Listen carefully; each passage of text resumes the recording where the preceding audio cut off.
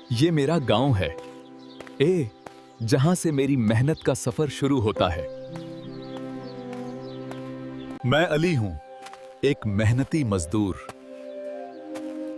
मेरी मेहनत ही मेरी पहचान है। मैं रोजे रोजगार के लिए शहर आता हूं, मेहनत ही मेरी उम्मीद है।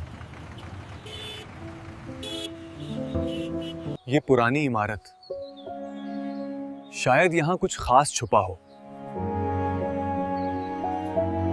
किताबें भी इंसानों की तरह होती हैं, बस सफाई और तवज्जो मांगती हैं। ये कैसी अजीब किताब है। इस पर ये निशानात क्या हैं? मुझे ये समझ नहीं आ रही, लेकिन ये जरूर कोई राज है। सर, मैंने ये किताब सफाई के दौरान देखी है। मैंने उसे छुपाने का नहीं सोचा। ये मेरी अमानत नहीं थी। मैंने सिर्फ सच बोलने और ईमानदारी का रास्ता अपनाया है। ये किताब तो इल्म का खजाना है।